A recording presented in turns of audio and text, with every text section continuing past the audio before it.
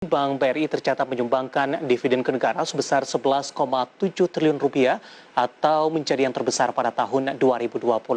Direktur Utama BRI mengklaim dividen sebenarnya bisa lebih tinggi, namun penuh risiko akibat kebutuhan pencadangan yang meningkat. Bank BRI tercatat menyumbangkan dividen ke negara sebesar 11,7 triliun atau menjadi yang terbesar pada tahun 2020. Direktur Utama Bank BRI mengklaim dividen sebenarnya bisa lebih tinggi namun penuh resiko akibat kebutuhan pencadangan yang meningkat.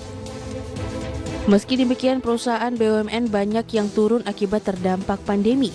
Namun Bank Rakyat Indonesia tetap menjadi salah satu penopang dividen tahun 2020. Hasil kinerja sepanjang 2020 yang menghasilkan laba 18,66 triliun rupiah membuat BRI dapat memberikan dividen mencapai 11,7 triliun atau 26,4% dari total dividen BUMN sebesar 45 triliun rupiah yang diterima negara. Share dividen ke negara tersebut diklaim masih dapat lebih besar jika tak terjadi pandemi COVID-19. Direktur Utama Bank BRI Sunarso mengungkapkan dari total laba pada 2019 mencapai 34,41 triliun. Perseroan yakin mampu mencetak laba hingga 40 triliun di tahun 2020. Sayangnya pandemi COVID membuat laba BRI di tahun lalu hanya 18,6 triliun rupiah.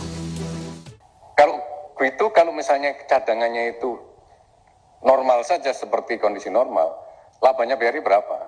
Saya jamin 2020 kemarin kalau kita nggak mencadangkan karena COVID ini, laba kita di atas 34. Bisa hitungan saya 38 sampai 40 triliun gitu. Itu. Tapi kita kan nggak berani ngambil laba seperti itu gitu. Karena apa? Karena kalau kita ambil sekarang gitu, ya pasti habis gitu.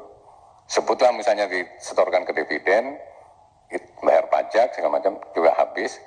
Tapi kan kemudian kalau besok misalnya terjadi pemburukan, ini sangat sistemik bank ini gitu. Sunarso menambahkan bisa saja Perseroan mencatat laba lebih besar sehingga dividen ke negara juga lebih tinggi. Namun kebutuhan pencadangan menjadi penuh resiko akibat potensi dampak sistemik yang dapat terjadi akibat pemburukan situasi pandemi. Dari Jakarta, Rajo Patmo, iDaction.